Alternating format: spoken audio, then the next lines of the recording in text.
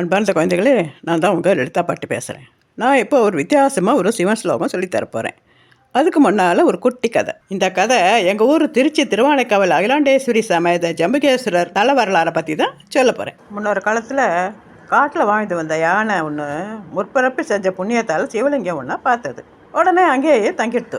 அந்த சிவலிங்கம் நாவல் மரத்துக்கீழே இருந்ததுனால இந்த இலத்தழையெல்லாம் சிவலிங்கத்துக்கு மேலே விழுந்திருந்தது. அதையெல்லாம் சுத்தப்படுத்திது. அந்த யானை தினமும் காவிரி ஆற்றுக்கு போய் தன் துதுக்கையால் தண்ணி எடுத்துகிட்டு வந்து பூக்கள், பழங்கள், காய்கறி எல்லாமும் பறிச்சுட்டு வந்து சிவபெருமானுக்கு அபிஷேகம் பண்ணி பூக்கள்லாம் வச்சு அலங்காரம் பண்ணி வணங்கிட்டு வந்தது. இப்படியே தினமும் காவிரி ஆற்றுக்கு போய் தண்ணி கொண்டு வந்துட்டு அதை பூக்களை பறித்து சிவபெருமானுக்கு அலங்காரம் பண்ணி இப்படியே பண்ணிட்டு வந்தது. இந்த சமயத்தில் ஒரு சிலந்தி பூச்சியும் நாவல் மரத்துக்கு மேலே கூடு கட்டி வச்சுட்டு வந்தது. ஒரு நாள் இந்த சிவலிங்க வெயிலில் காஞ்சு மழையில் நனைஞ்சிட்டு இருக்கிறத பார்த்ததும் ரொம்ப வருத்தப்பட்டு யோசனை பண்ணி தன்னோட வாயாலேயே சிவலிங்கத்தோட தலைக்கு மேலே ஒரு கொடை மாதிரி கூடு கட்டி சிவனை பாதுகாப்பாக வச்சுட்டு இருந்தது. சிவனுக்கு அபிஷேகம் பண்ண யானை வந்து பார்த்தபோது சிவன் தலை மேலே சிலந்தி தன்னோட எச்சலால் கூடு கட்டியிருக்குன்னு கோவப்பட்டு அந்த கூட்டை பிச்சை எரிஞ்சிடுத்து.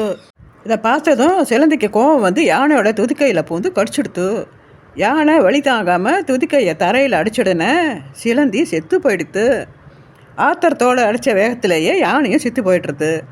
இதையெல்லாம் பார்த்துட்டு இருந்த சிவன் பார்வதியோட காட்சி தந்து 2 பேருக்கும் சிவலோக பதவி கொடுத்து யானையை தனது பூதகணங்க தலைவனாக்கி சிலந்தியை சோழ மன்னர் குலத்தில் கோச்சங்க சோழனாக பிறக்க வச்சார். இந்த கோவில் பிற்காலத்தில் கோச்சங்க சோழனால் கட்டினதுன்னு வரலாறு சொல்கிறது.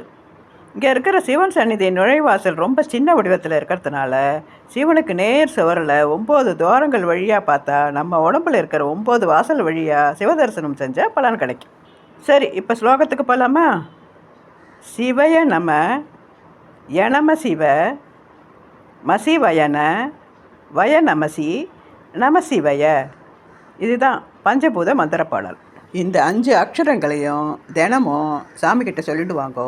சிவபெருமான் உங்களுக்கு நல்ல ஆயுளையும் ஆரோக்கியத்தையும் படிப்பையும் தருவார். ஓகே குழந்தைகளே, மறக்காமல் சப்ஸ்கிரைப் பண்ணுங்கோ, உங்கள் ஃப்ரெண்ட்ஸுக்கெல்லாம் ஷேர் பண்ணுங்கோ, லைக் பண்ணுங்கோ. அடுத்த ஸ்லோகத்தில் பார்க்கலாம். பை.